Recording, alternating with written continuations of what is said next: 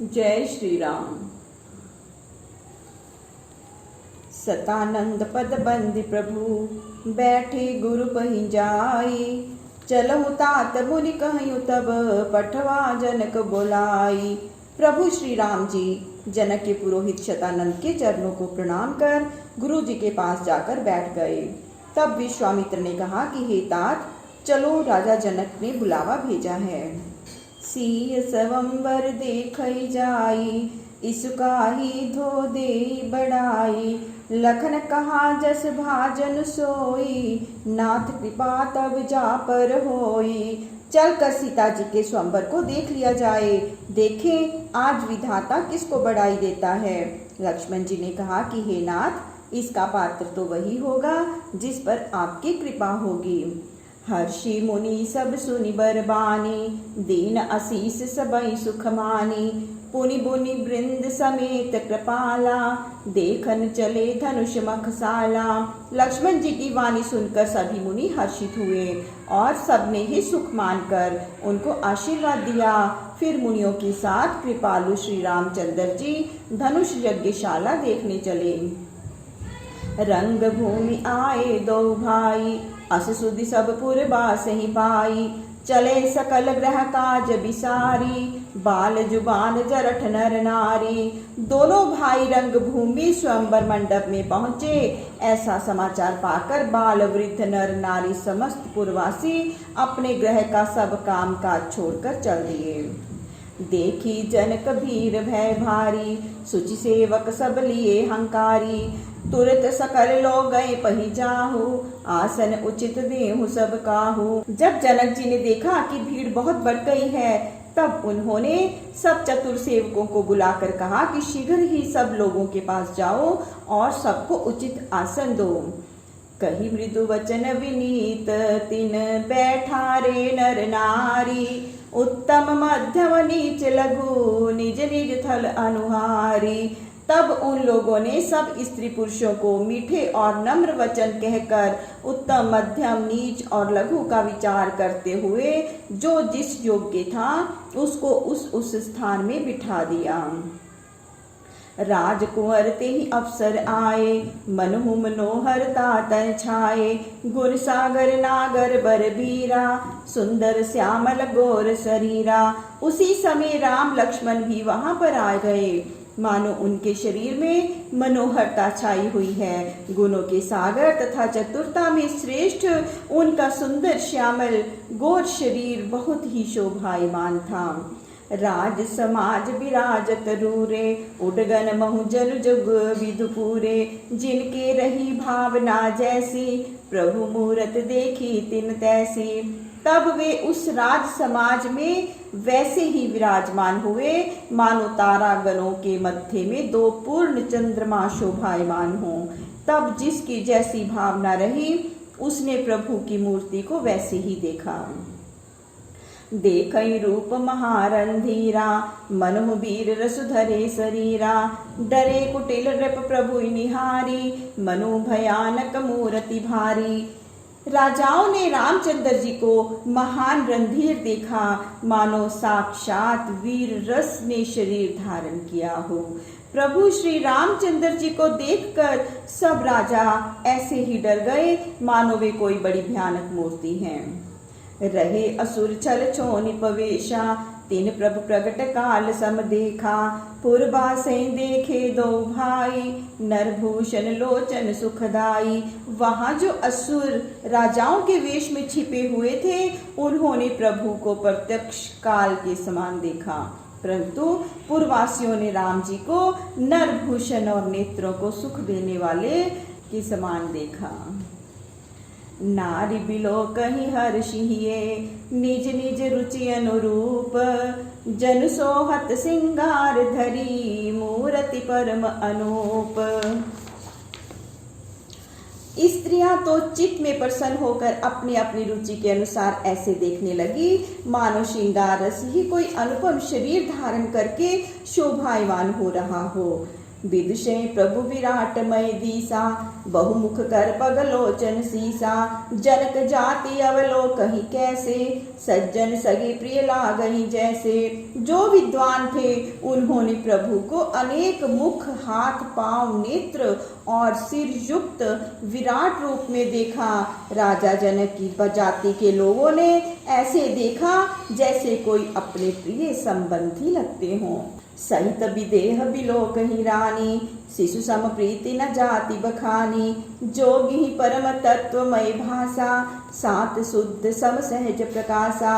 और रानी सुनैना सहित राजा जनक तो प्रभु को शिशु के समान देखने लगे, जिनका प्रेम वर्णन नहीं किया जाता, परंतु योगियों को भी शांत, शुद्ध और मन में सहज प्रकाश करने वाले परम तत्व के समान भासमान हुए। हरि भक्ते देखे दो भ्राता, इष्ट देव इव सब सुखदाता। राम ही चितव भाई जेहि सिया, सो स्नेह सुख नहीं कथनिया।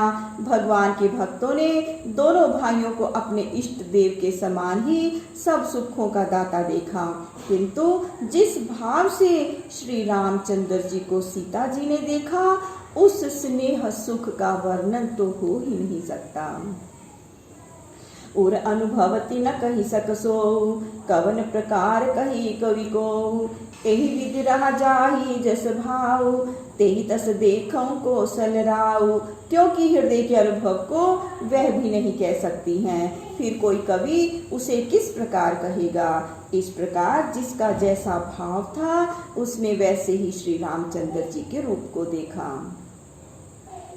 राजत राज समाज महो, कौशल राज किशोर। सुंदर श्यामल गौर तन, विश्व बिलोचन चोर। इस प्रकार सांवले और गौरे विश्व के नेत्र चोर अयोध्या के राजकुमार राम लक्ष्मण राज समाज में शोभायमान हुए। सहज मनोहर मूर्ति दो, कोटि काम उपमा लघु सो। सर्द चंद निंदक मुखनी के, नीरज नयन भाव तेजी के। दोनों मूर्तियां स्वभाव ही से मनोहर थी, जिनके लिए करोड़ों कामदेव की उपमा भी छोटी है। उनका मुख शरद के चंद्रमा को निंदित करता था। उनके कमल से नेत्र मन को अच्छे लग रहे थे। चितवनि चारु मारु मनोहरणी, भावति हृदय जाति नहीं बरणी। कल कपोल श्रुति कुंडल लोला, चिबुक अधर सुंदर मृदु बोला। उनकी चितवन कामदेव के अहंकार को हरने वाली, हृदय को अच्छी लगती थी, जिसका वर्णन नहीं होता। सुंदर गाल और कानों में कुंडल हैं, थोड़ी होंठ सुंदर तथा वचन कोमल हैं। कुमुद बंधु कर निंदक हासा, भ्रकुटि विकट मनोहर नासा। भाल विशाल तिलक झलकाही, कच बिलो की अली अवली लजाही। उनका हंसना चंद्र किरणों को भी निंदा करने वाला था। टेढ़ी भौही, मनोहारी सुंदर नासिका, विशाल ललाट पर तिलक की झलक और बालों को देख भोरों का झुंड लज्जित होता था।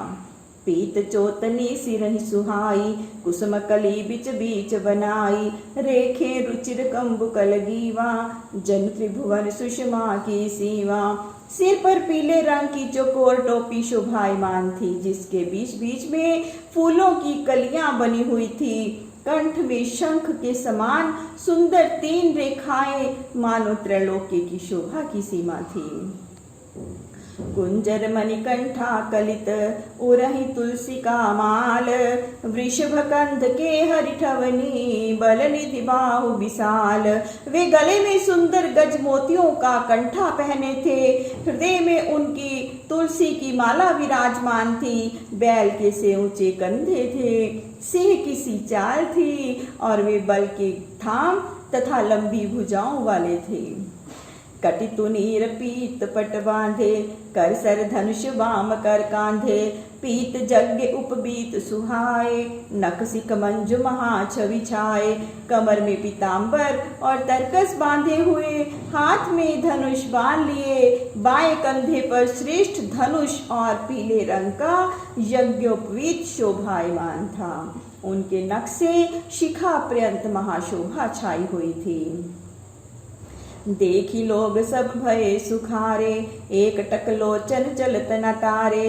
हर्ष जन को देखी दो भाई, मुनिपद कमल गहे तब जाई। उनके ऐसे स्वरूप को देखकर लोग ऐसे सुखी हो गए कि दृष्टि टाले नहीं टलती थी। राजा जनक ने भी दोनों भाइयों को देखकर प्रसन्न हो विश्वामित्र जी के कमलवत चरणों को जाकर छुआ। कर विनती निज कथा सुनाई, रंगवनी सब मुनि दिखाई। जह जह जाय कुंवर बर दो, तह तह चकित चितव सबको। फिर विनय पूर्वक सारा समाचार कहकर रंग भूमि का सब स्थान दिखाया। उनके साथ वे दोनों श्रेष्ठ राजकुमार जहां जहां जाते वहां वहां सब कोई चकित भाव से देखता ही रह जाता। निज निज रुख रामई सब देखा, को न जान कुछ पर मर्म विशेषा। भली रचना मुनि नृप सन कहियो, राजा मुदित महासुख लहियो। अपनी अपनी रुचि के अनुसार सब लोगों ने राम जी को देखा, परंतु भेद विशेष कोई न जान सका। विश्वामित्र जी ने जनक से रंग भूमि की प्रशंसा की तो राजा जनक बहुत सुखी हुए। सब मंचे ते मंचु एक सुंदर विशद विशाल, मुनि समेत दो बंधु तह बैठा रे महिपाल। तब राजा जनक ने विश्वामित्र सहित दोनों भाइयों को लाकर एक बड़े मंच पर बिठा दिया, जो सब मंचों से बहुत ही सुंदर था। प्रभु देखी सब नृप ही हारे, जनु राकेश उदय भय तारे। असी प्रतीति सबके मन माही, राम चाप तो रब सक नाही। प्रभु को देखकर सब राजा हृदय में ऐसे हार मान गए मानो चंद्रमा के उदय होने से तारे टिमटिमा रहे हों। मन में दृढ़ विश्वास हो गया कि श्री रामचंद्र जी ही धनुष को तोड़ेंगे, इसमें संदेह नहीं है। बिनु भंजो भव धनुष विशाला, मेलहि से राम उरमाला। अस विचारि गवनौ घर भाई, जस प्रताप बल तेज गवाई। शिव के बड़े धनुष को बिना तोड़े ही सीता जी रामचंद्र जी के गले में जयमाला पहना देंगी। हे भाई, ऐसा विचार कर अपने यश प्रताप बल और तेज को गंवाकर घर जाओ। बेसे अपर भूप सुनिबानी, जे अविवेक अंध अभिमानी। तोरे हूँ धनुष ब्याह अवगाहा, बिन तोरे को कुंवरी ब्याहा। उनकी ऐसी वाणी सुनकर अन्य अज्ञानी और अंधाभिमानी राजा हंसने लगे कि धनुष तोड़ने पर भी विवाह कर लेना कठिन ही है। बिना तोड़े कुमारी को ब्याहने वाला कौन है यहाँ। एक बार कालों किन हो, सिय हित समरज तब हम सो। यह सुनी अवर महिप मुस्काने, धर्मशील हरि भक्त सयाने। चाहे काल ही क्यों ना हो, एक बार तो हम सीता के लिए उसे भी युद्ध में जीत लेंगे। तब उनकी बात सुनकर जो धर्मशील भगवान के भक्त अनेक बुद्धिमान राजा थे वे मुस्कुराने लगे। गर्भ दूरी कर नृपहि के, सिए ब्याह बीराम। दशरथ के रन बांकुरे, जीति कुशक संग्राम। क्योंकि वे जानते थे कि इन सब राजाओं का गर्व चूर करके श्री रामचंद्र जी ही सीता से विवाह करेंगे। भला इन महाराज दशरथ के रण बांकुरों को संग्राम में कौन जीत सकता है। जय श्री राम। प्रभु श्री राम सबका मंगल करें, सबका कल्याण करें, सबको सुख व सबको स्वास्थ्य प्रदान करें। जय श्री राम।